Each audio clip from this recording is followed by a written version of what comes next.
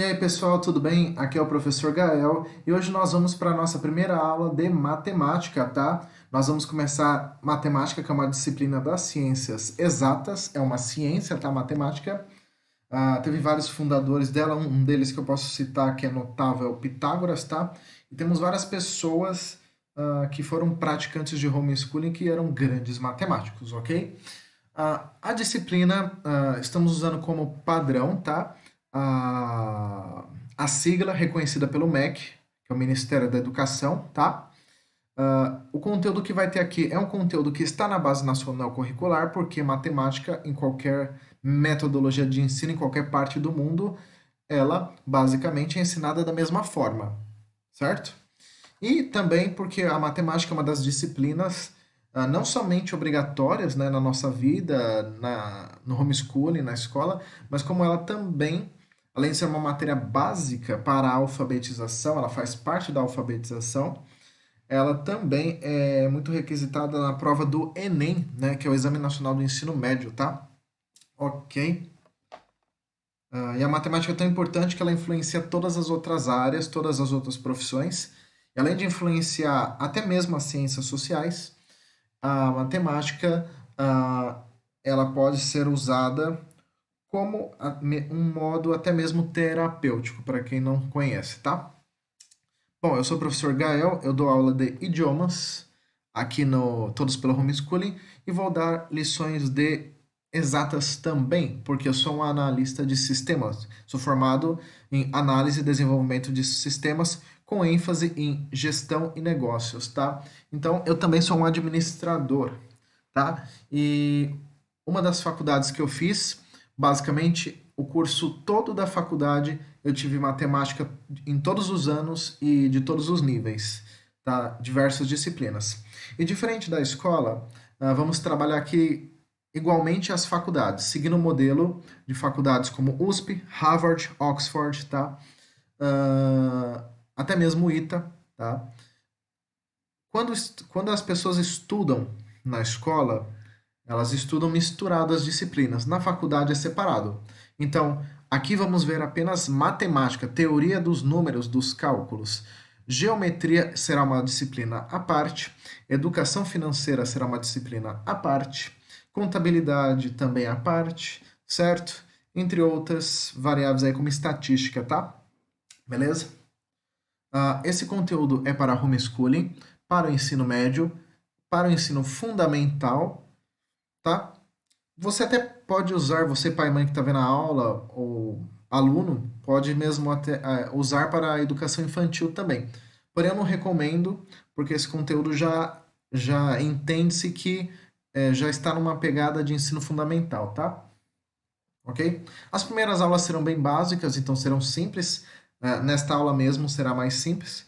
E conforme for passando as aulas, vamos dificultando até chegarmos em integrais, derivadas e matemáticas mais puxadas, tá? Então, o que nós vamos ver aqui? Como é uma ciência exata, diferente dos idiomas, eu vou tentar ser mais exato. E como estamos usando a metodologia do novo ensino médio, da nova escola, o que essa proposta tem a dizer do MEC? A interdisciplinaridade, em outras palavras, eu vou dar aula de matemática, mas eu vou ensinar para vocês um pouco de história, um pouco de antropologia junto aqui, tá? Então, inclusive vai ter até um vídeo no final deste curso, tá? Imagine que isso aqui vai ser um método comum, tá? Vamos falar assim. Então, vamos lá, matemática. Então vamos ver na aula de hoje, na nossa primeira aula, o que é um número. Para entendermos o que é matemática, o que é essa ciência exata, precisamos entender o que é um número. Primeira coisa. Segundo, os tipos de números, tá? Eu não coloquei todos os tipos de números porque são muitos, tá? E a mesma coisa acontece com a classificação dos algoritmos, tá? Algarismos. Os algarismos são números, tá? É só uma forma de se referir a número. E também são muitos tipos. Por serem muitos tipos, eu vou colocar primeiro os principais, até para ela não ficar grande demais. Depois vamos ver mais específico quando entrarmos em conteúdos mais complexos, tá? E claro, vai ter um vídeo contando a história da matemática, como surgiu lá através dos egípcios, certo? A cultura acadiana que eu vou citar para vocês aqui. E Podemos fazer um resumo se vocês quiserem aí, tá?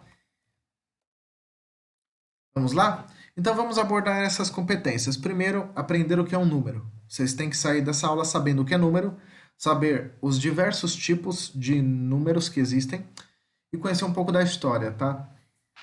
Ok? Bom, primeiro, o que é um número, né?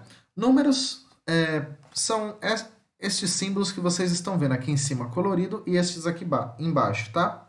Aí você pode falar, mas professor, não são letras? Não, são números, tá? Como eu falei, a questão numérica, os números, a matemática, também envolve uma questão cultural, tá? Esses números que vocês estão vendo aqui embaixo têm origem romana, na região de Lácio, né, na Itália. Esses números aqui de cima já têm influência hindu-arábica. Então, vamos ver na Índia e na Arábia, tá?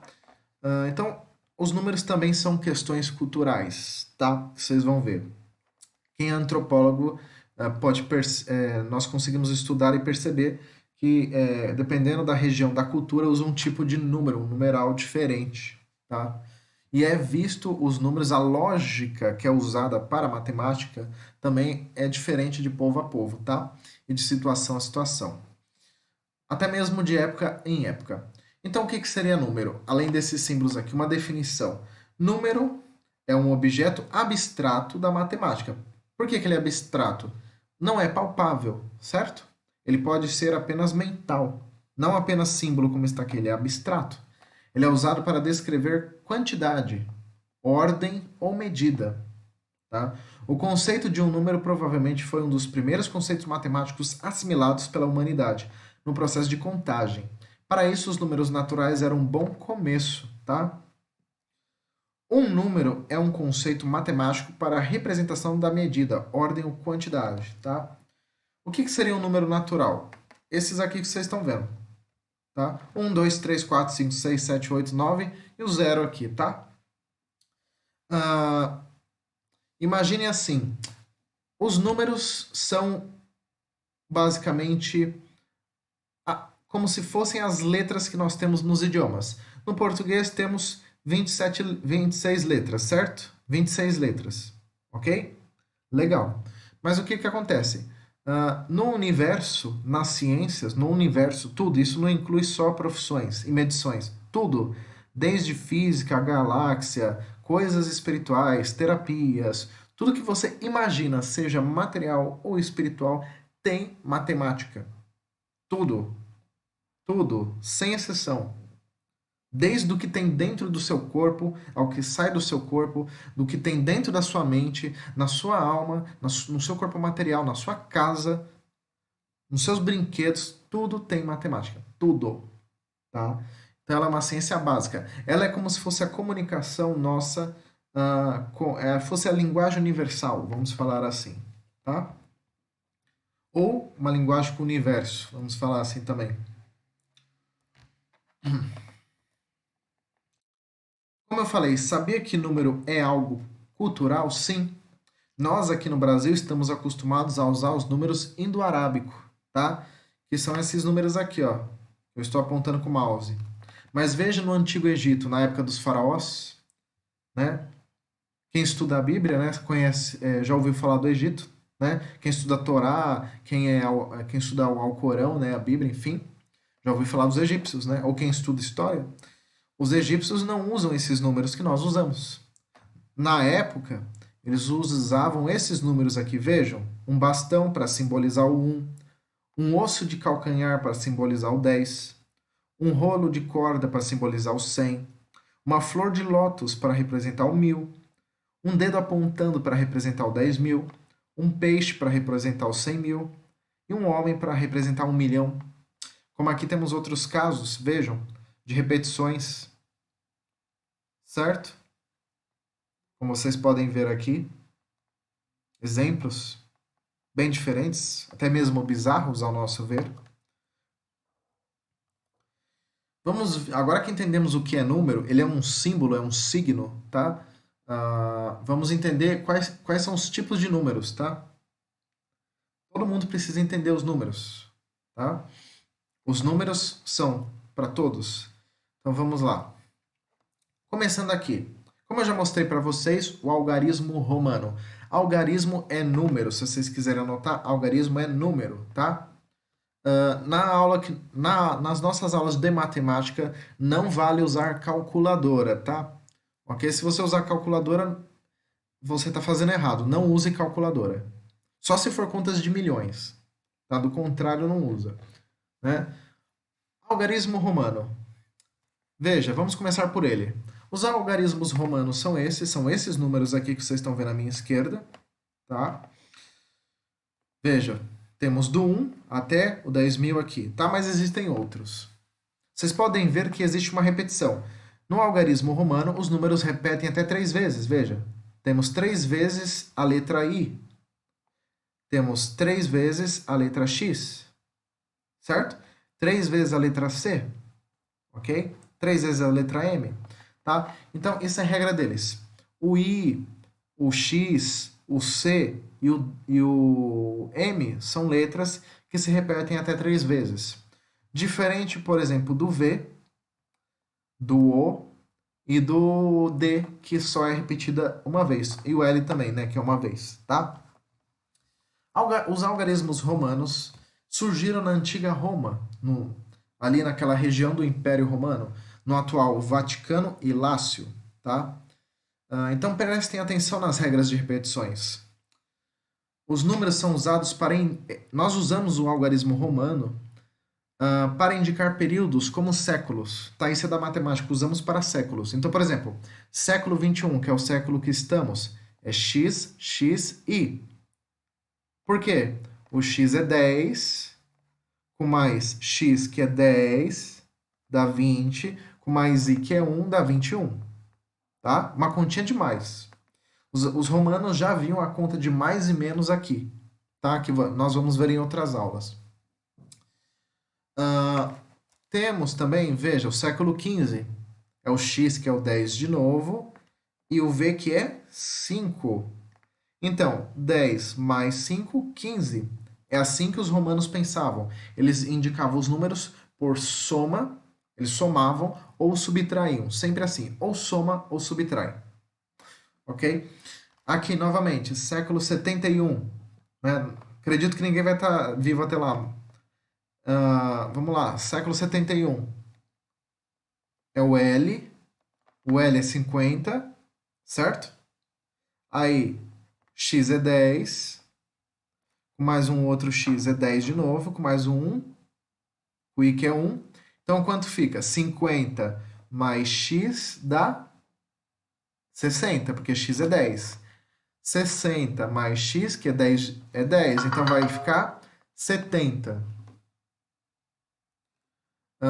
E com o I vai ficar 71, certo? Legal. Século 33, mesma coisa. O X 3 vezes, que dá 30, porque 10 com 10 com 10, 30. E o 1, 3 vezes dá 3, então 30 com 3, 33. Tá? Eles também fazem a conta inverso, que é a subtração. Então, por exemplo, o 4. Eles fazem 4 menos 1, perdão, 5, que o V é 5, 5 menos o I, que é 1, 4. Então, 5 menos 1, 4. Tá? Então, é assim que funciona a mentalidade do povo romano, né? Que vive nessa região ali do atual Vaticano e da Lácia, do Lácio, né? Eles fazem subtração ou adição. E por que eu resolvi começar com o algarismo romano? Eu sou um pesquisador, além de professor e analista de sistemas, eu sou um pesquisador. Então eu estudo e pesquiso culturas, tá? Por isso que eu cito muito antropologia. Eu estudo antropologia, tá? Eu estudo as ciências sociais. Então eu sou um pesquisador. E as duas regiões que eu estudo é as culturas europeias, de maneira geral, por isso estou citando o algarismo romano, porque nós estudamos isso em matemática também, e vamos ver em antropologia, e eu também pesquiso o continente sul-americano, então a América do Sul, aqui onde fica o Brasil, os indígenas, tá? Então eu estudo a Europa e a América do Sul. As demais partes do planeta eu tenho um conhecimento, mas não estudo, tá? Então, vai ser muito normal vocês verem eu trazer coisa ou da Europa ou da América do Sul. Dificilmente vou trazer de outros continentes, tá? Até porque eu não sei o conteúdo dos outros continentes, tá? Eu estudo essas duas regiões. Então, começando aqui com a matemática, algarismo romano, tá? Que é da Europa, ok? Os números romanos, veja, vocês que ainda não sabem os símbolos, os aritméticos, vamos falar assim, os operadores aritméticos, né? Temos aqui, por exemplo, o I, a letra I, representa 1. De certa forma, isso aqui, para quem não conhece, é uma numerologia, tá? Para quem não sabe, uma curiosidade, numerologia não é adivinhação. Numerologia não é aquelas pessoas que ficam adivinhando as coisas, fazendo magia. Não. Numerologia é uma ciência. Para quem não sabe, a numerologia foi inventada por Pitágoras, tá? Pitágoras é um matemático, tá? Então existem estudos de números, tá? É que teve vertentes religiosas que acabaram usando os números por questões religiosas, mas o número, ah, quem estuda física entende, como eu não estudo física, eu não vou saber explicar, mas a física mostra e prova que cada número tem uma relação com o espaço, o tempo, com a matéria, com a gravidade, com vibrações, tá? Então cada número está relacionado a um tipo de conteúdo, a um tipo de situação. Até mesmo dimensões que nós chamamos de espirituais, né? Mas que são dimensões, tá? Falamos assim, tá? Então os números, por isso que é chamado de linguagem universal a matemática, tá? Então veja, então em cada cultura será diferente. O número um, por exemplo, é a letra I. Então I é igual a um. Novamente, I é igual a um é a mesma coisa. Esse sinal esse símbolo aqui, ó, dois risquinhos, que é o sinal de igual, é a mesma coisa que eu falasse é. Então, I é um ou I é igual a um. Pode ser é ou igual. I é igual a um. I é igual a um. I é igual a um, tá? Existiu uma época, quem é mais antigo assim, é da época dos bisavós, né? Ah, hoje nós temos muitas tecnologias e metodologias que facilitam a compreensão das matérias. Na matemática, antigamente, existiam contas que eram feitas em faculdade que você não fazia com números. Nós escrevíamos os números e não usávamos os números. Como assim? Por exemplo, quando tinha que fazer conta na faculdade, por exemplo, você tem que somar assim, 5 mais 2. Um exemplo. Então, você não usava o número um, você tinha que escrever 5, a palavra 5, e depois escrever mais, a palavra mais, e depois escrever a palavra 2, né? Então, teve um período que usávamos assim, escritos, as contas eram escritas, não eram números. Aí, com a modernidade, a época contemporânea, né, com os períodos que passaram aí, né, desde o classicismo até hoje, né, as escolas que tiveram, nós temos agora o uso dos números, né? Então, os números nós usamos, a mente usamos os números, né? Que se fosse para escrever as contas, imagina, contas de milhões, né? Então, o I representa o 1, o V representa o número 5, tá? Então, V é 5, ou V é igual a 5, V é igual a 5, V é 5, V é 5, V é 5, certo? A mesma coisa. X é 10. Novamente, ó, vocês vão ver que x é 10. L é 50. Então, L é 50. Tá? A letra C, C é 100. Tá? O C é 100. E o D é o 500. Tá? Vocês podem ver que os números romanos seguem a mesma estrutura. Tem repetições, o I pode ser 3 vezes, o X 3 vezes, o C 3 vezes. E esses aqui, ó, o V, o L e o D uma vez só. Mas eles são de 5, ó, veja, de 5 em 5. 1, 5, 10. Aqui já no caso vai para 50. Mas sempre eles usam essa estrutura, se vocês perceberem. Né? Múltiplos de 5. Continuando. Nos números romanos, nós temos aqui o M para indicar 1000, tá? Aí chega o seguinte: como eu faço para indicar números maiores? Os romanos entendiam da seguinte forma: é como se fosse uma multiplicação. Então, quando chegava, por exemplo, no 4000, 5.000, eles usavam o V, por exemplo, ou o X, ou o L, o C, o D ou o M, e colocavam um risco em cima. Esse risco indica a casa do milhar. Nós temos a unidade, temos a dezena e temos a centena, tá? Veja aqui, vamos ver em aulas futuras. Aqui, o 1 e o 5 são unidades, o 10 e o 50 são dezenas, o 100 e o 500 são centenas. E aqui temos a casa dos milhares, tá? Aí vamos chegar na casa dos bilhões, trilhões, né, milhões e assim por diante. Então, eles calculavam assim: 5.000 usava o V multiplicado por 1.000. Então, esse risco seria como se fosse 1.000, tá? Mesma coisa, X com risco 10.000, L com risco 50.000, C com riscos 100.000, D com risco 500.000, M com risco 1.000.000, tá? E outras curiosidades.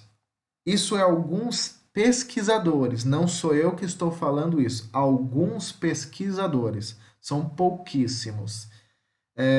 Alguns pesquisadores acreditam, isso aqui não é nem certeza, isso aqui acreditam que os romanos poderiam ter usado para representar o número zero a letra O.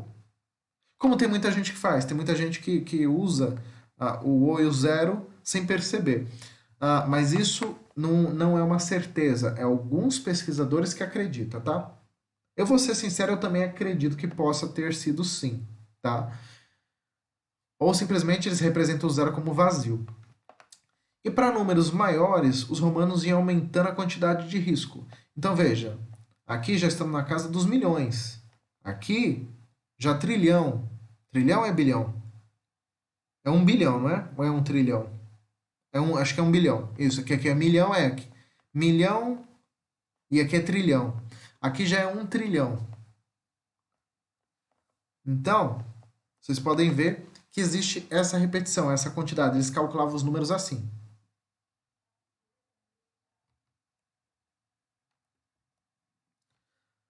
Agora nós vamos para os algarismos Inca, Maia e Tupi e Guarani, tá?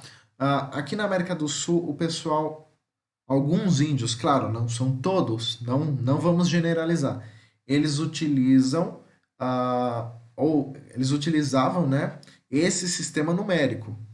É regra? Não, né? Quando você pega a antropologia, você começa a estudar a cultura, as histórias, né, as sociedades, como elas são compostas na América do Sul, vocês vão ver que alguns povos utilizaram, não só da América do Sul, como da América Central. Os maias são da América Central. É um grupo de povos indígenas que eu não estudo, por exemplo. Os incas eu já estudo, os tupinambás também.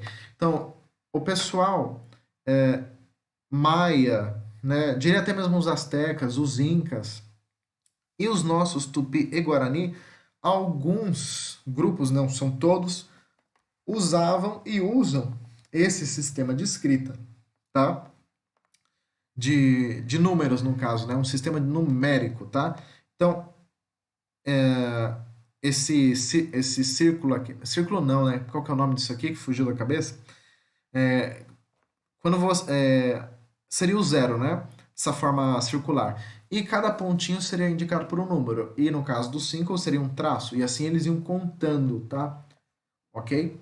Então, estes números, esse sistema numérico surgiu na América do Sul e Central, né? Eu coloquei América do Sul, mas acredito que os maias também influenciaram, né? Acredita que tenha sido que surgiu nessas regiões, né? Mas especificamente entre os incas, tá? Então, atenção às regras de repetição. Eles também fazem repetições, só que aqui já vai até o 4, percebem? Eles repetem até o 4. Quando chega no 4, começa-se de novo, certo? Então, preste atenção nisso. O que mais? Nós não usamos isso aqui, tá?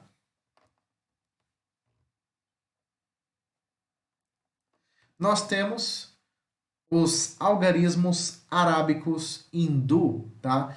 Que eu acredito que vocês conhecem, tá? Inicialmente eles eram mais feinhos, eles tinham esse formato aqui, ó, de cima, né? Até chegar no que usamos hoje, que é esse aqui de baixo, tá? 2, 3, 4, 5, 6, 7, 8, 9, né? E o zero aqui, tá? Então veja, só com esses números podemos fazer infinidades de combinações, de números, de cálculos, infinidades. Veja, um idioma que nem o português, temos 27 letras. Com 27 letras conseguimos formar um mundo, um universo de palavras, né? E com o sistema numérico usamos apenas 10 letras e 10 números, perdão, são números, 10 números, e esses 10 números, contando o zero, nós fazemos uma infinidade, é infinito, né, a matemática, certo? Ela não tem fim. Ela não tem começo e não tem fim. Quem fala que matemática tem começo está mentindo. A matemática não tem começo e tem fim. Porque existem números que vêm antes do zero. E existem números entre o zero e o um, né? Existe mais do que o binário. Então, tem muita coisa, tá? Então, atenção, tá? Que esses números são reconhecidos mundialmente, nós usamos no Brasil, é usado no mundo, tá? Ok? Eles têm uma origem mista de arábico e hindu, tá? Trouxe para vocês conhecer o algarismo cuneiforme, tá? Não seria bem um algarismo, né? Os cuneiformes são os acadianos, tá? O pessoal conhece eles como acadianos, tá? São povos do deserto, tá? Ali da... Posso falar Ásia, né? Eu não me recordo se é o Oriente Médio, acredito que é o Oriente Médio. Estes números surgiram na região entre os acadianos, na cidade de Ur, tá? Foi uma das primeiras civilizações humanas que existiu. Eles são antes dos egípcios. Então, eles são muito antigos. Alguns consideram, alguns antropólogos, historiadores, arqueólogos, né? Consideram que os acadianos, né, que a gente fala, que tem até filme, inclusive, são um dos primeiros povos que existiu na face da Terra. Se não for o primeiro. É antes dos egípcios. Eles são mais antigos que os próprios egípcios. Então, eles são um dos primeiros povos. Tá?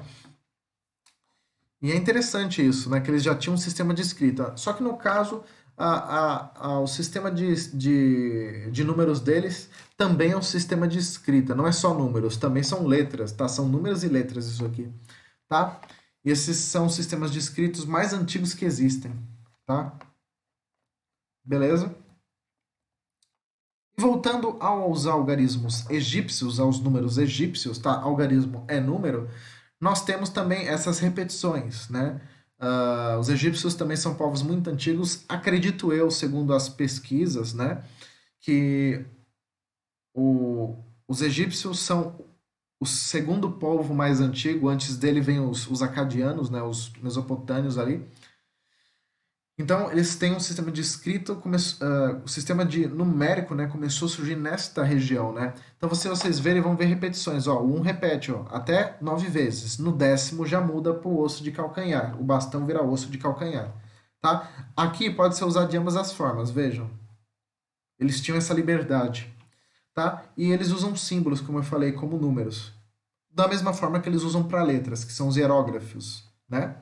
Esses sistemas de escrita e numérico é um dos mais antigos também que existem, ok? Surgiu ali na região dos egípcios, do Cairo, né, do Rio Nilo ali, tá? Agora vamos entrar na classificação dos algarismos, dos números. Eu não coloquei todos, porque a aula ficaria muito extensa, e além de ficar muito extensa, vocês iriam se confundir.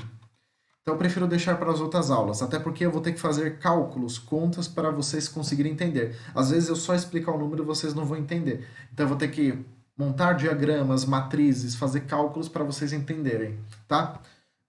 Números cardinais, tá? São os números que nós conhecemos. 0, 1, 2, 3, 4, 5, 6, 7, 8, 9, 10, 11, 12, 13 e assim por diante, tá?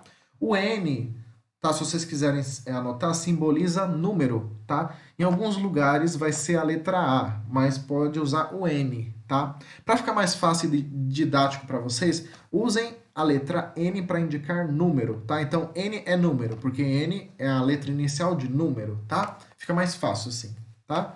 Mas coloquem em minúsculo, porque existe diferença do maiúsculo e o minúsculo, tá?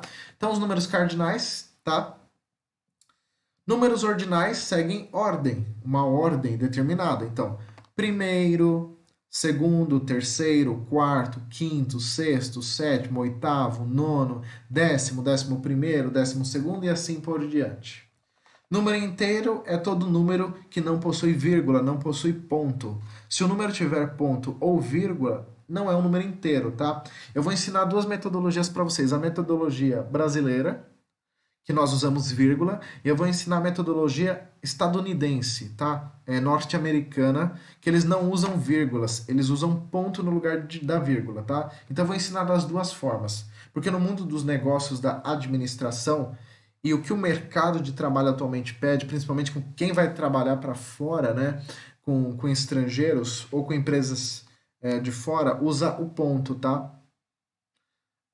Vamos entender assim, os países que são de segundo mundo, terceiro mundo, e que são países emergentes ou países pobres, vão usar a vírgula, como é o nosso caso aqui do Brasil, né? Países de primeiro mundo, Estados Unidos, Canadá, Alemanha, Inglaterra, vão usar o ponto no lugar da vírgula. O ponto e a vírgula simbolizam a mesma coisa, tá? Então eu vou ensinar as duas formas.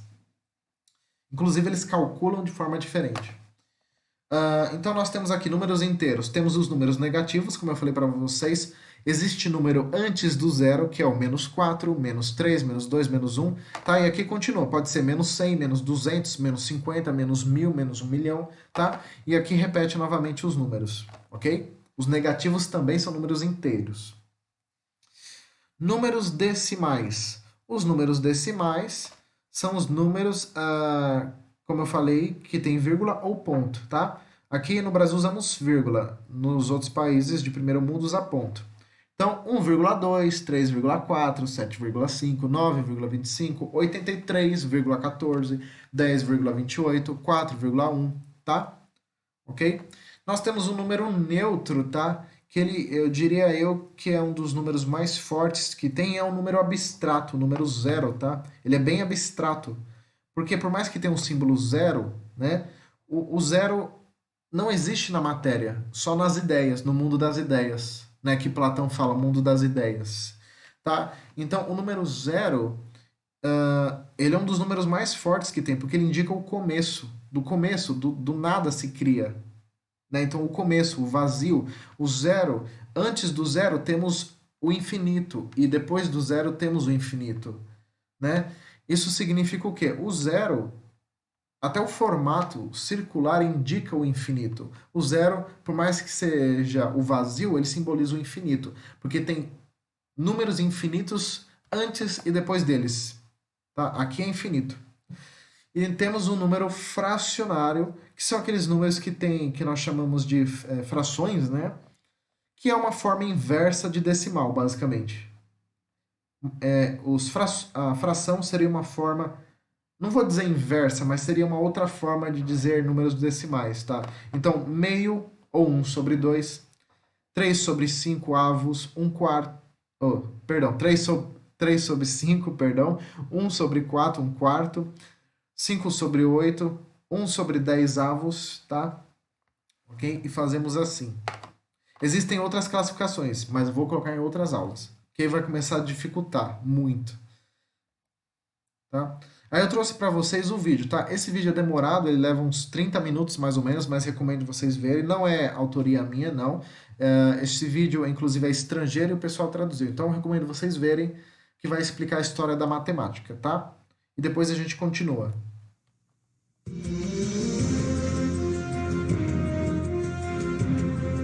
Por toda a história, a espécie humana luta para entender as leis fundamentais do mundo material. Nós nos aventuramos para descobrir as regras e padrões que determinam as qualidades dos objetos que nos rodeiam e sua complexa relação conosco e entre si. Durante milhares de anos, sociedades por todo o mundo descobriram que uma disciplina, mais do que outras, guarda certo conhecimento sobre as realidades fundamentais do mundo físico. Essa disciplina é a matemática.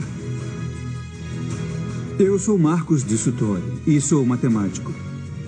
Eu me vejo como um pesquisador comum caçando as estruturas escondidas por trás do caos e da complexidade aparentes do mundo à nossa volta. Em minha busca pelo padrão e a ordem, eu pesquiso o trabalho de grandes matemáticos que existiram antes de mim. Pessoas que pertenciam a culturas de todo o mundo e cujas inovações criaram a linguagem na qual o universo é escrito. Eu quero levar você a uma jornada através do tempo e do espaço para rastrearmos o crescimento da matemática, desde seu nascimento à ciência sofisticada que conhecemos hoje. Usando imagens geradas por computador, vamos explorar as descobertas que permitiram que as primeiras civilizações entendessem o mundo matematicamente. Essa é a história da matemática.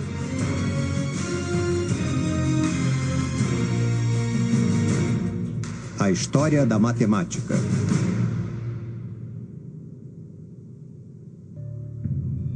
A linguagem do universo. Versão brasileira Som de Vera Cruz Studios. Distribuição Sinapse. Nosso mundo é feito de padrões e sequências. Eles estão à nossa volta. O dia se torna noite, os animais andam pela Terra em constante mutação, paisagens são frequentemente alteradas. Um dos motivos que contribuíram com o início da matemática foi a busca pelo entendimento do sentido desses padrões naturais. Os conceitos mais básicos da matemática, espaço e número, estão arraigados em nosso cérebro. Até os animais têm um sentido de distância e quantidade. Percebem quando seu bando está desfalcado, quando devem lutar ou voar, e calculam se sua presa está numa distância acessível.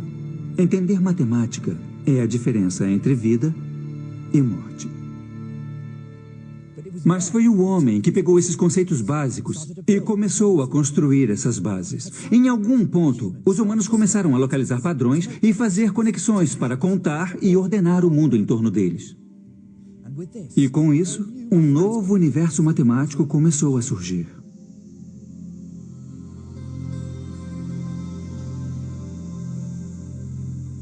Esse é o Rio Nilo. Ele é a fonte de vida do Egito há milênios. Foi aqui que surgiram alguns dos primeiros sinais da matemática que conhecemos hoje. As pessoas abandonaram a vida nômade e começaram a se estabelecer aqui por volta de 6.000 a.C. As condições eram perfeitas para a agricultura.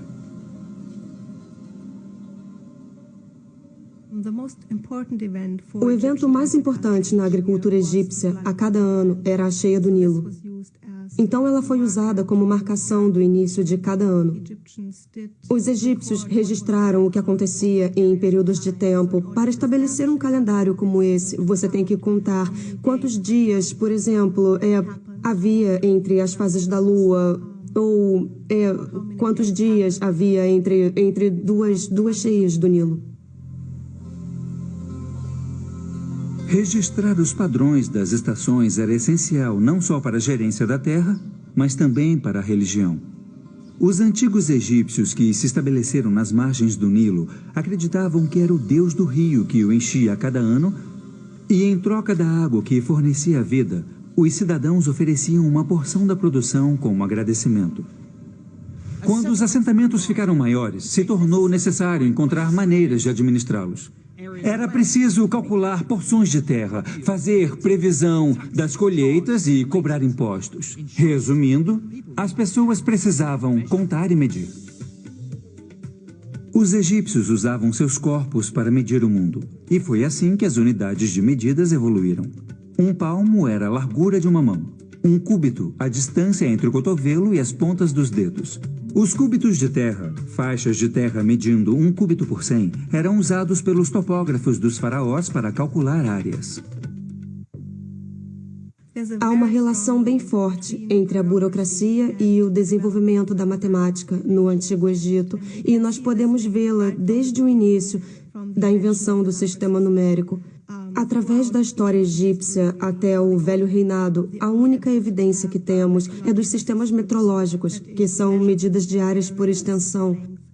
Isso aponta a necessidade burocrática de desenvolver essas coisas. Era vital saber a área das terras de um fazendeiro para ele poder ser taxado de acordo, ou para saber se o Nilo roubou parte de suas terras para que ele pudesse pedir abatimento.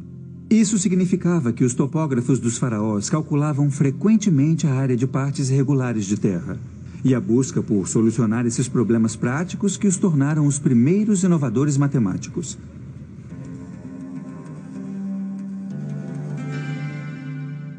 Os egípcios precisavam de uma maneira de registrar os resultados de seus cálculos. Entre todos os hieróglifos nas lembrancinhas turísticas espalhadas pela cidade do Cairo, eu estava à caça daqueles que registram os primeiros números da história. Eles são difíceis de serem encontrados. Mas, enfim, encontrei. Os egípcios usavam um sistema decimal motivado pelos 10 dedos das mãos. O sinal de 1 era um risco. 10 era um osso de calcanhar, 100 um rolo de corda e 1000 eram plantas de lótus. Quanto é essa camiseta? Ela custa 25 libras. 25? É. Então são 2 ossos de calcanhar e 5 riscos. Isso. Então não vai me cobrar nada disso aqui. 1 milhão aqui. 1 milhão? Meu Deus. Não, Esse não. é 1 milhão? 1 milhão é muita coisa. Os hieróglifos são bonitos, mas o sistema numérico egípcio era fundamentalmente simples. Eles não tinham o conceito de uma notação posicional. Então, um risco só podia representar uma unidade, não 100 ou 1000. Apesar de escrever 1 milhão com apenas um desenho e não os 7 que usamos, se você quisesse escrever 1 milhão menos 1, o pobre escriba egípcio teria que escrever 9 riscos, 9 ossos de calcanhar, 9 rolos de corda e assim por diante, num total de 54 desenhos. Apesar do inconveniente desse sistema numérico, os egípcios eram brilhantes solucionadores de problemas. Sabemos disso por causa dos poucos registros que sobreviveram. Os escribas egípcios usavam folhas de papiro para registrar suas descobertas matemáticas. Esse delicado material feito de talos de plantas foi destruído com o tempo e muitos segredos pereceram com ele. Mas há um documento revelador que sobreviveu. O papiro matemático de Hind é o documento mais importante que temos hoje da matemática egípcia. Temos uma boa ideia de que tipos de problemas os egípcios tinham que enfrentar em sua matemática. Também temos uma demonstração explícita de como as multiplicações e divisões eram feitas. O papiro mostra como multiplicar 2 números grandes. Mas, para ilustrar o método, vamos pegar 2 números menores.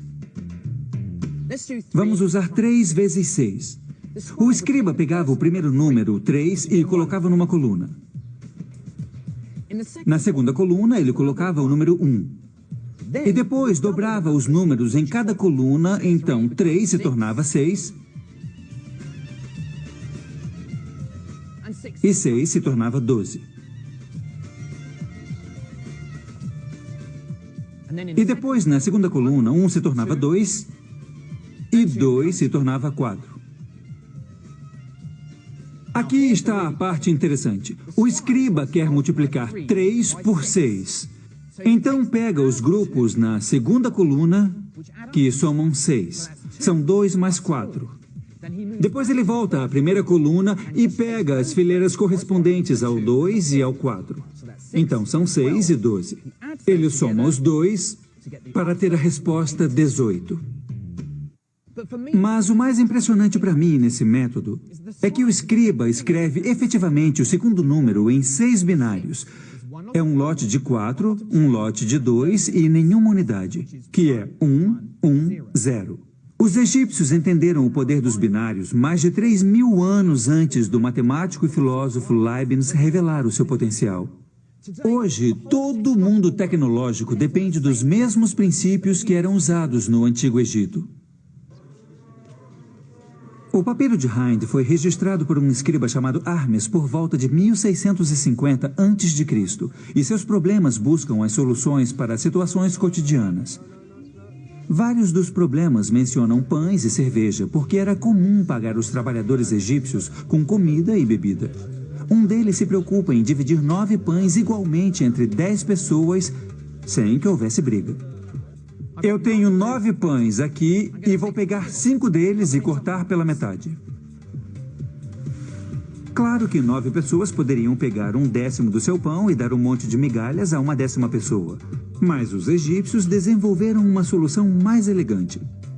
Pegaram os outros 4 e dividiram em 3. Mas 2/3 eu vou cortar em 5, então cada pedaço vai ser a 15ª parte. Cada pessoa recebe uma metade, mais um terço e uma 15ª parte. É através de problemas práticos como esse que começamos a ver uma matemática mais abstrata se desenvolver. De repente, novos números entram em cena, frações. E em breve, os egípcios estariam explorando a matemática desses números. Frações são claramente de importância prática a qualquer um que queira dividir quantidades para pôr no mercado. Para registrar essas transações, os egípcios desenvolveram uma notação que registrava esses novos números. Uma das mais antigas representações dessas frações veio de um hieróglifo que tinha grande significado místico. Ele se chama Olho de Horus. Horus foi um antigo deus do reino, representado como metade homem, metade falcão. De acordo com a lenda, o pai de Horus foi morto por seu outro filho, Set. Horus estava determinado a vingar o assassinato. Durante uma batalha bastante violenta, Set arrancou o olho de Horus, o cortou e espalhou pelo Egito. Mas os deuses estavam cuidando de Horus e reuniram os pedaços e refizeram o olho. Cada parte do olho representava uma fração diferente. Cada uma é metade da fração anterior. Apesar de o olho original representar uma unidade inteira, o olho reunido é 64 avos menor. Apesar dos egípcios terem parado em um 64 avos, fica implícito nessa figura a possibilidade de adicionar mais, cortando pela metade cada vez até a soma chegar mais perto de 1, mas nunca chegando realmente nele. Essa é a primeira pista de algo chamado série geométrica e aparece em vários pontos do papiro de Hind. Mas o conceito de série infinita se manteria oculto até os matemáticos da Ásia o descobrirem séculos depois. Criando um sistema de números incluindo essas novas frações, era hora dos egípcios aplicarem seu conhecimento no entendimento de formas encontradas no dia a dia. Essas formas eram quadrados ou retângulos, raramente regulares, e no papiro de Hind achamos a área de uma forma mais orgânica, o círculo. O que é surpreendente no cálculo da área de um círculo é a exatidão. Como eles encontraram o método, ainda não se sabe, porque os textos que temos não nos mostram como foram obtidos. Esse cálculo é particularmente notável porque depende de vermos como a forma do círculo pode ser aproximada pelas formas que os egípcios já entendiam. O papiro de Hind diz que um campo circular com um diâmetro de 9 unidades tem a área próxima à de um quadrado com lados de 8 unidades. Mas como essa relação foi descoberta? Minha teoria preferida vê a resposta no antigo jogo da Mancala. Os tabuleiros de Mancala foram encontrados esculpidos nos telhados dos templos. Cada jogador começa com um número igual de pedras e o objetivo do jogo é movê-las pelo tabuleiro, capturando as peças do oponente no caminho. Enquanto os jogadores esperavam fazer sua próxima jogada, talvez um deles tenha percebido que às vezes as peças enchem os buracos circulares no tabuleiro da Mancala de uma maneira completa. Ele pode ter experimentado fazendo círculos maiores. Talvez tenha percebido que 64 pedras, o quadrado de 8, podem ser usadas para fazer um círculo com um diâmetro de 9 pedras. Reorganizando essas pedras, o círculo se aproximou de um quadrado. E porque uma área de um círculo é π vezes o raio ao quadrado, o cálculo egípcio nos dá o primeiro valor exato do π. A área do círculo é 64. Divida isso pelo raio ao quadrado. Nesse caso, 4,5 ao quadrado, e você tem o valor do π. Então, 64 divididos por 4,5 ao quadrado são 3,16, apenas um pouco abaixo dos 2 centésimos do seu verdadeiro valor. Mas o mais brilhante é que os egípcios usavam essas formas menores para capturar a forma maior.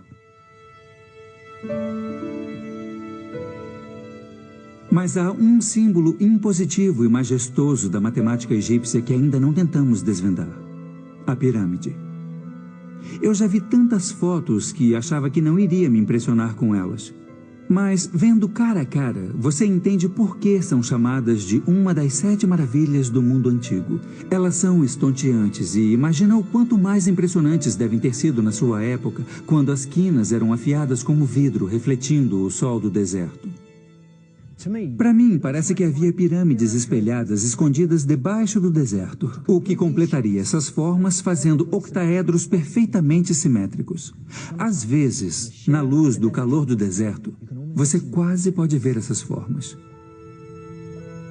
É a pista da simetria escondida dentro dessas formas que as torna tão impressionantes para um matemático. As pirâmides são um pouco curtas para criar essas formas perfeitas. Mas algumas sugerem que outro conceito matemático importante pode estar escondido dentro das proporções da Grande Pirâmide, a proporção áurea. Há 2 extensões na proporção áurea. Se a relação da mais longa com a mais curta for a mesma que a soma de 2 do lado maior, essa proporção é associada com as proporções perfeitas encontradas por toda a natureza e também no trabalho de artistas, arquitetos e designers do milênio. Se os arquitetos das pirâmides eram conscientes dessa importante ideia matemática ou eram instintivamente levados a ela por causa de suas propriedades estéticas satisfatórias, nunca vamos saber. Para mim, o mais impressionante nas pirâmides é a genialidade matemática necessária para fazê-las, incluindo a primeira alusão a um dos grandes teoremas do mundo antigo, o Teorema de Pitágoras. Para conseguir cantos de ângulos retos perfeitos em seus prédios e pirâmides, os egípcios usavam uma corda com um nós. Em algum momento, os egípcios perceberam que se passassem um triângulo com lados marcados por 3 nós, 4 nós e 5 nós, isso garantiria a eles um ângulo reto perfeito. Isso porque 3 ao quadrado mais 4 ao quadrado é igual a 5 ao quadrado. Então temos um perfeito triângulo de Pitágoras. Na verdade, quaisquer triângulos cujos lados satisfaçam essa relação nos darão um ângulo de 90 graus. Mas tenho certeza de que os egípcios não tinham essa generalização nos seus triângulos de 3, 4 e 5. Não podemos esperar encontrar uma prova geral, porque esse não é o estilo da matemática egípcia. Todo problema foi resolvido usando números concretos, e se uma verificação fosse feita no final, ela usaria o resultado e esses números concretos. Não há prova geral entre os textos matemáticos egípcios. Levaram uns 2000 anos até que os gregos e Pitágoras provassem que todos os triângulos retângulos partilhavam de certas propriedades. Essa não foi a única ideia matemática que os egípcios descobriram. Em um documento de 4000 anos, chamado de Papiro de Moscou, encontramos uma fórmula para uma pirâmide com o seu pico cortado, o que mostra a primeira pista de cálculos em andamento. Para um local como o Egito, que é famoso por suas pirâmides, é de se esperar que problemas como esse fossem constantes em seus textos matemáticos. O cálculo do volume de uma pirâmide cortada é uma das partes mais avançadas da matemática do Antigo Egito em relação aos nossos padrões modernos. Os arquitetos e engenheiros certamente queriam essa fórmula para calcular a quantidade de material exigida para suas construções. Mas a sofisticação da matemática egípcia é que pôde produzir um método tão bonito.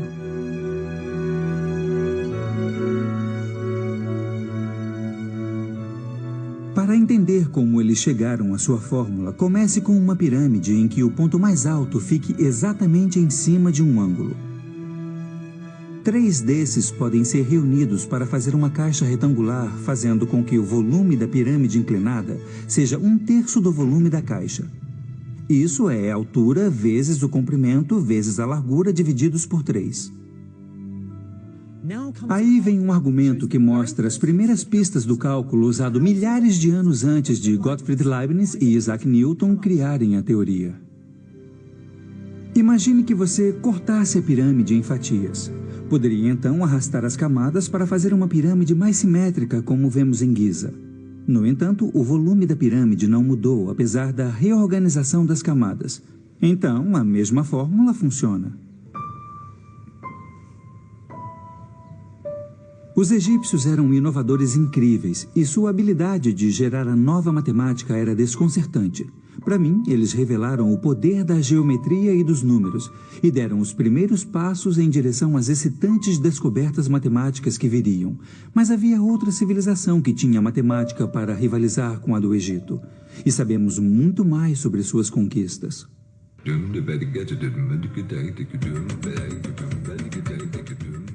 Essa é Damasco. Com mais de 5.000 anos, hoje em dia ainda é vibrante e animada. Ela era o ponto mais importante nas rotas de comércio, ligando a velha Mesopotâmia ao Egito.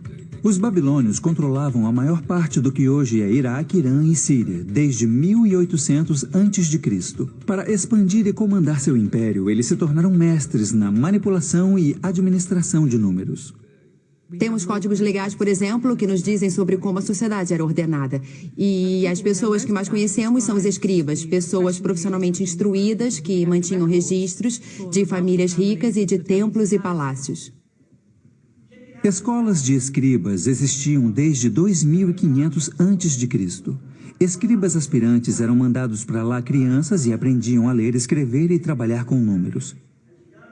Os registros de escribas foram mantidos em blocos de argila, o que permitiu que os babilônios comandassem e aumentassem seu império. No entanto, muitos dos blocos que temos hoje não são documentos oficiais, mas exercícios de crianças. São relíquias incomuns que nos dão uma ideia rara de como os babilônios lidavam com a matemática. Esse é um livro escolar de geometria do século XVIII a.C. e vocês podem ver que há várias figuras nele. E embaixo de cada figura há um texto que dá um problema sobre ela. Por exemplo, esse aqui diz: eu desenhei um quadrado com 60 unidades de comprimento e dentro fiz 4 círculos. Quais são as suas áreas? E esse pequeno bloco aqui foi escrito pelo menos 1000 anos depois do outro bloco. Mas tem uma relação bem interessante com ele. Ele tem também 4 círculos dentro de um quadrado mal desenhado. Mas não é um livro, é um exercício escolar. O adulto que ensinava dava isso ao aluno como exemplo de dever de casa ou uma coisa assim. Como os egípcios, os babilônios parecem interessados em resolver problemas práticos relacionados a pesos e medidas. A solução babilônica a esses problemas é escrita como receitas matemáticas. Um escriba simplesmente seguia e gravava uma série de instruções para chegar ao resultado. Aqui há um exemplo do tipo de problema que eles resolviam. Eu tenho um feixe de gravetos de canela aqui, mas eu não vou pesá-lo. Ao invés disso, vou pegar 4 vezes seu peso e colocar na balança. Agora vou adicionar 20 jin. Jin era a medida de peso babilônica. Eu vou pegar metade de tudo e adicionar de novo. Então são 2 feixes e 10 jin. Agora tudo desse lado é igual a 1 mana. 1 mana era 60 jin. E aqui temos uma das primeiras equações matemáticas da história. Tudo desse lado é igual a 1 mana. Mas quanto pesa o feixe de gravetos de canela? Sem qualquer linguagem algébrica, eles puderam manipular as quantidades para poder provar que os gravetos de canela pesavam 5 jin. Na minha cabeça, é esse tipo de problema que dá um pouco de má fama à matemática. Você pode culpar os antigos babilônios por todos aqueles problemas tortuosos que resolveu na escola, mas os antigos escribas babilônios se destacavam nesse tipo de problema. Estranhamente, eles não usavam grupos de 10 como os egípcios. Usavam grupos de 60. Os babilônios inventaram seu sistema numérico como os egípcios, usando os dedos. Mas ao invés de contar os 10 dedos das mãos, os babilônios encontraram uma maneira bem mais intrigante de contar partes do corpo. Eles contavam os 12 nós dos dedos de uma mão e os 5 dedos na outra para poder contar 12 vezes 5, ou seja, 60 números diferentes. Então, por exemplo, esse número seria 2 lotes de 12, 24, e depois 1, 2, 3, 4, 5 para chegar a 29. Mas o número 60 tinha outra propriedade poderosa. Ele pode ser perfeitamente dividido de várias maneiras. Aqui há 60 feijões. Eu posso arranjá-los em 2 fileiras de 30, 3 fileiras de 20, 4 fileiras de 15, 5 fileiras de 12 ou 6 fileiras de 10. A divisibilidade do número 60 o torna uma base perfeita para se fazer aritmética. O sistema de base 60 teve tanto sucesso que ainda usamos os seus elementos hoje. Toda vez que queremos dizer as horas, reconhecemos unidades de 60, 60 segundos no minuto, 60 minutos numa hora. Mas o mais importante do sistema numérico babilônico era reconhecer uma notação posicional. Como nossos números decimais contam quantos lotes de dezenas, centenas e milhares você registra, a posição de cada número babilônico registra a quantidade de 60 que você conta.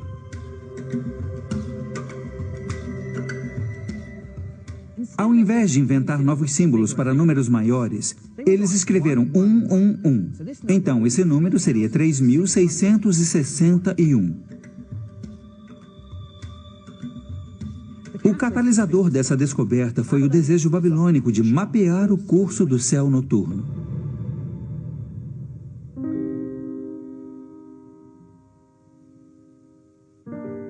O calendário babilônico foi baseado nos ciclos lunares, e então precisavam de uma maneira para registrar astronomicamente números grandes. Mês a mês, ano a ano, esses ciclos eram registrados. Desde 800 a.C., havia listas completas de eclipses lunares.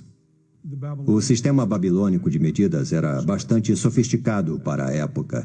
Eles tinham um sistema de medida angular, 360 graus num círculo completo. Cada grau era dividido em 60 minutos e depois era dividido em 60 segundos. Assim, eles tinham um sistema regular de medidas e ele estava em perfeita harmonia com seu sistema numérico, então era bastante útil não só para a observação, mas também para o cálculo. Mas para calcular e lidar com números grandes, os babilônios precisavam inventar um novo símbolo. E fazendo isso, eles prepararam o terreno para um dos maiores avanços na história da matemática, o zero. No início dos tempos, para os babilônios marcarem um lugar vazio no meio de um número, eles deixavam um espaço em branco. Então precisavam de uma maneira de representar o nada no meio de um número. Assim usavam um sinal como apóstrofos ou sinais de pontuação, e isso significava o zero no meio de um número.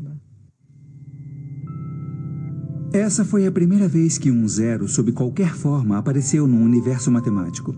Mas ainda levaria 1000 anos até que esse marcador de lugar se tornasse um número com todo o seu direito.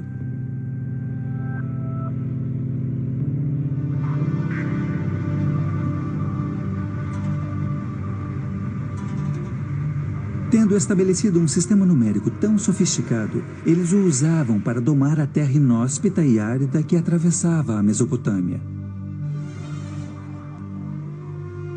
Engenheiros e topógrafos babilônios encontraram maneiras engenhosas de acessar a água e canalizá-la para os campos de colheita. Mais uma vez, eles usavam a matemática para chegar às soluções.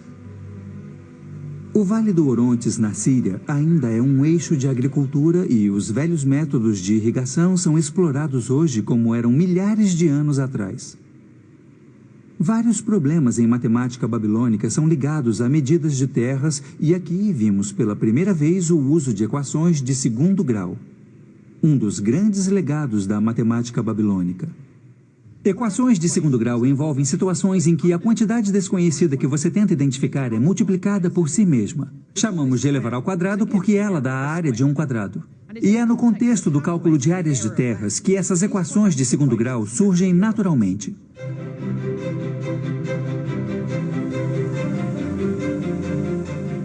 Aqui está um problema típico.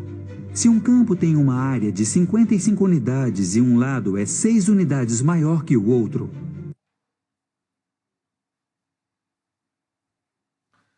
Bom, vamos lá? Então, continuando, tá? Isso aqui é resumido, tá? Senão vai ficar muito grande a aula, tá? Bom, eu espero que vocês tenham entendido, né? Então, como que nós podemos fazer um resumo da aula de hoje, né? Os números, tá? São símbolos, são algarismos, ou podemos ainda chamar de signos, tá? Os primeiros surgiram naquela região do Egito e ali da Babilônia, Mesopotâmia, essas regiões, tá? Os mais usados atualmente, né, o mais usado, que usamos inclusive, é o arábico hindu, tá? Que são os números que nós conhecemos, 1, 2, 3, 4, 5, 6, 7, 8, 9, 0, tá? O zero é um número neutro. Em muitas culturas, o formato circular representa o infinito, a eternidade, tá? Isso até mesmo em religiões. E o que faz sentido o zero, porque é do zero que se cria-se os demais números, é do vazio que se cria os números. E entre o zero e o 1, e entre o zero e o menos 1, temos números infinitos. E assim por diante, do zero ao infinito, temos de ambos os lados, positivo e negativo. Nós vimos os números cardinais, ordinais, fracionários, decimais, tá? E nós vamos nos aprofundar nisso. Como esta é a primeira aula, então vamos ver mais teoria, certo? Eu não vou passar exercício para vocês, tá? Vamos ter aulas que vamos resolver questões, exercícios, tá? Mas nada muito difícil, nada exagerado, né? Vão ser coisas simples, tá? Recomendo a vocês nas próximas aulas anotarem as coisas no caderno mesmo, post-it, no computador, onde vocês quiserem, tá? E não usa calculadora, não vamos usar calculadora. A calculadora só deve ser usada quando vocês souberem fazer contas com bilhões, milhões. Aí vocês começam a usar a calculadora, do contrário, não. Tá? Quando vocês conseguirem fazer contas de milhões, né, escrevendo, ou mesmo quem tiver capacidade de ter uma mente bem treinada, conseguir fazer de cabeça contas com números muito grandes, 1000, 100, né, contas com números grandes, aí depois disso usamos calculadora. A calculadora é a última coisa que vamos fazer, a última. Tá? Na última aula de matemática vamos usar a calculadora. Antes disso não vamos usar, vamos fazer de cabeça e eu vou fazer de cabeça com vocês. Tá? Por que que hoje tem muitas pessoas que não sabem fazer matemática? Muitas crianças, adultos não sabem. Porque o pessoal não usa a cabeça, não usa a mente. Tá? O pessoal fica vivendo na facilidade da vida, que é tudo fácil. E o legal é o desafio. Tá? Então, calculadora vamos usar na última aula. Última, tá? O resto vai ser tudo cabeça, mental. Vamos treinar memória aqui, tá? Memória fotográfica, quem não tem a gente vai treinar. Vamos treinar a memória de projeção, vamos projetar, tá? E fazer cálculos assim, tá? Bom, espero que vocês tenham gostado. Eu vejo vocês na próxima aula, pessoal. E eu vou trazer para vocês conhecerem algumas pessoas famosas que praticaram homeschooling, como é o caso do Albert Einstein, tá? Que nós temos aqui, ele é um físico, né? Entre outras funções que ele faz, né? Mas ele é conhecido assim, né? Na ciência, um cientista. E ele praticou basicamente a vida toda homeschooling. Só quando ele entrou na faculdade que ele parou de praticar, porque a vida inteira dele foi homeschooling, tá? E ele tem um QI extremamente alto e foi um dos notáveis homens que agregou muito para a humanidade, tá? Na próxima aula eu pretendo trazer para vocês um homeschooler, né? Um cientista que é matemático mesmo. Ele era matemático e praticava homeschooling, tá? Para vocês conhecerem que os maiores cientistas do mundo são aqueles que praticam homeschooling e não aqueles que seguem a Maria vai com as outras ou que seguem escolas tradicionais, né? São aqueles que realmente se dedicam, tá? Beleza? Bom, espero que vocês tenham gostado. Vamos ficar por aqui. A aula já ficou grande demais, né? É isso aí, valeu, falou!